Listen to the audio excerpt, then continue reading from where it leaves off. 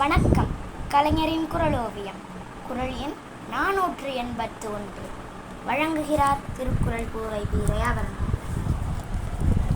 இருள் சூழ்ந்த நேரம். இயற்கை தன் ஒளி பொருந்திய முகத்தை திருப்பிக் கொண்டு கரிய கூந்தலின் அழகை காட்சியாக்கி உயிரினங்களை மயங்கச் செய்தும் இன்பக்கூத்து ஆடச் செய்தும் சோர்ந்து போய் தூங்கச் செய்தும் இடையிடையே நட்சத்திர பற்கள் காட்டி சிரித்து கொண்டிருந்தாள். காற்றில் மெல்ல அசையும் இலைகளின் இசை ஒளியை கிழித்து கொண்டு அடிக்கடி ஒரு பறவையின் ஆரவார சத்தம் கேட்ட வண்ணம் இருந்தது. அந்த பேரொளி கிளம்பும் போது மட்டும் மரக்கிளைகளில் உறங்கிக் கொண்டிருக்கும் மற்ற பறவைகள் சிறிது இமை திறந்து சிறகை சற்று தூக்கி தங்கள் சிறிய கால்களை கிளைகளில் அழுத்தமாக ஊன்றிக்கொண்டு படபடத்து பின்னர் அமைதி பெற்று கொண்டிருந்தன. தன் ஆரவார குரல் கேட்டு பறவை குலமே நடுங்குவது கண்டு அந்த கோட்டான் பறவைக்கு ஒரே மகிழ்ச்சி.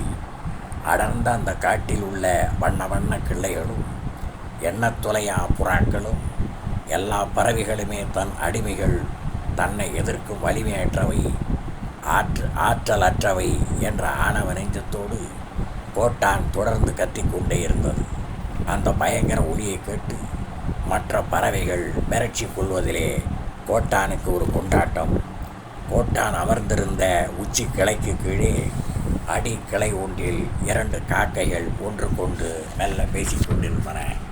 என்ன இது? இந்த கோட்டானின் கொட்டத்தை அடக்க முடியாதா? பொறுமையாக இரு, காலம் வந்தே தீரும். காலம் எப்போது வருவது? நம் கவலை என்றைக்கு தீர்வது? அடி அசட்டு பெண்ணே, எதற்கும் காலம் நேரம் பார்க்க வேண்டாமா? ஓ அத்தான், உனக்கு வீரமே இல்லை. எந்த ஆருடக்காரனிடம் போய் காலமும் நேரமும் கேட்கப் போகிறாய்? இந்த பாழு கோட்டானை அடக்க உனக்கு துணிவே கிடையாது.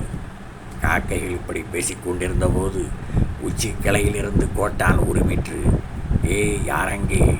என்ன கூச்சல்? கூகையின் அந்த அதிகார குரல் கேட்டு காக்கைகள் வாய் பொத்தி கொண்டன.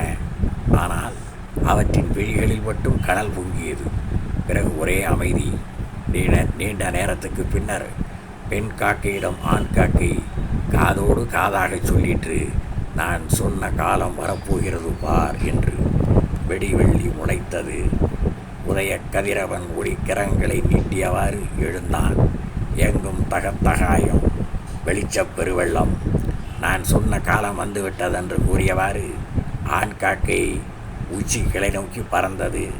கோட்டான் மீது பாய்ந்தது. தாக்குண்ட அந்த கூகை மயங்கி கீழே விழுந்தது. காக்கை வென்றது. காலம் பார்த்து தாக்கியதால் கிடைத்த வெற்றி இது. பகையை வெல்வதற்கு காலமும் நேரமும் கணக்கிடப்பட வேண்டும் என்கிறார் வள்ளுவர். மாஸ்கோ வரையில் ஹிட்லரின் படைகள் நுழைந்தபோது பனிக்காலம் வரும் வரையில் காத்திருந்து இறுதியில் வெற்றி பெற்றார்கள் அல்லவா சோவியத் நாட்டுக்காரர்கள். காலத்தின் அருமையை விளக்குவதே இந்த குரல். பகல் வெல்லும் கூகையை காக்கை, இகல் வெல்லும் வேந்தற்கு வேண்டும் பொழுது. அதிகாரம் காலம் அறிதல். குரல் எண் 1. நன்றி, வணக்கம்.